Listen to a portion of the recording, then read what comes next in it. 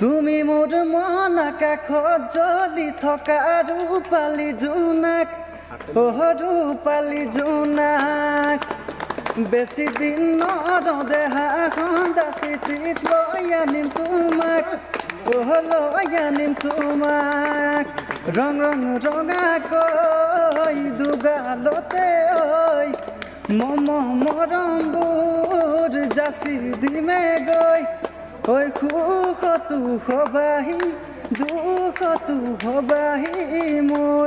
আজি হণ্ডা চিটিৰ পৰিৱৰ্তে হাতীৰ পিঠিত তেখেতৰ স্বৰ্গীয় ককাৰ এটি সপোন পূৰা কৰিলে। একচুৱেলি এইটো এটা আমাৰ দাদা দিনৰ পৰা এটা সপোন আছিলে আৰু তেখেতৰ দাদা নাই, তেখেতে খুৰায়েক আছে, বৰ্তা আছে, দেউতা আছে। তেখেতলোকে আজি এই বস্তুটো খুব মানে সপোনটো পূৰা কৰিবলৈ নাতিনীয়েকৰ তেখেতৰ ল'ৰা ভতিজাসকল ভতিজাৰ কাৰণে তেখেতলোকে আগবাঢ়ি এই কামখিনি আজি আগবঢ়াইছে।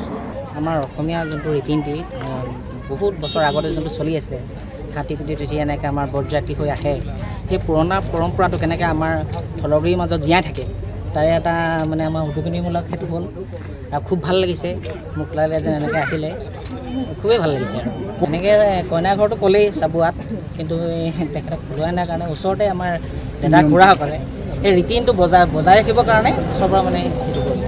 মই ঘৰ মোৰ বিমুৰ ভলুকাগুৰি আৰু কইনা ঘৰ হৈছে চাবুৱা।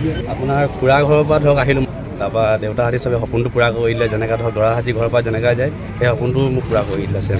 আমাৰ ল'ৰাজনে ছোৱালী আনিছে আপোনাৰ চাবুৱাৰ পৰা, অনা আজি 5 দিনেই হ'ল। কিন্তু আমাৰ যিটো নিকাহৰ এটা কাম থাকে সেই বস্তুটো আমি আজি সম্পূৰ্ণ কৰিবৰ কাৰণে ল'ৰাটোক আমি আজি হাতীত বৰযাত্ৰী হিচাপে আমাৰ দাদা ঘৰৰ পৰা আমি লৈ আমাৰ নিজ বাসগৃহলৈ আহিছোঁ। আৰু আজি খুবেই আমাক আনন্দ লাগিছে। আৰু তেখেতৰ দাদা দিনৰ পৰা এইটো এটা সপোন আছিলে আৰু সেই সপোনটো আজি পূৰা হৈছে। আমি খুব সুখী হৈছোঁ আৰু আমাৰ লগত অশেষ ৰাইজো আমাৰ লগত আহিছে আৰু বৰযাত্ৰী হিচাপে আহি আজি আমাৰ যিটো নিকাহৰ কামৰ সম্পূৰ্ণ আমি পূৰা কৰি আজি এই কামখিনি আমি আগবঢ়াই নিম বুলি আপোনালোকক পাই খুব সুখী হৈছোঁ আমি। আৰু লগে ভাগে গোটেইখিনি আমি আহি এই বৰযাত্ৰী এতিয়া তেখেতৰ নিজৰ বাসগৃহত আমি আজি নিকাহৰ কামখিনি সম্পূৰ্ণ কৰিম। আৰু ছোৱালী ঘৰৰো মানুহ আহি আছে চাবুৱাৰ পৰা, তেওঁলোকো আহি পাব আৰু ওচৰ পাইছেহি। তাৰপিছতে আমাৰ কামখিনি আগবঢ়াই নিম। আৰু হাতীত অহা কাৰণটো মানে ইতিমধ্যে আগতে কৈয়ে গ'ল। আজি হৈ গ'ল আমাৰ বন্ধু আৰু লগতে মোৰ ভাইটিও হৈছেহি, বন্ধু চাহিদৰ আজি বিয়া। আৰু তেখেত হৈছে আমাৰ ব্যৱসায়ী আকবৰ হুছেইনৰ একমাত্ৰ পুত্ৰ আৰু জাকিৰ হুছেইন ইকবুল হুছেইন তেওঁলোকৰ ভতিজাই।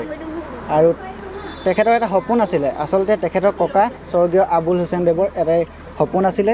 তেখেতৰ 4জন নাতি, কিন্তু যিকোনো এজনৰ হ'লেও মানে হাতীত উঠি দৰা আনিবলৈ তেখেতৰ এটা সপোন আছিলে। আৰু দীৰ্ঘদিনীয়া সপোন এটা আজি পূৰা হৈছে। আমি খুব ভাল লাগিছে আমাৰ।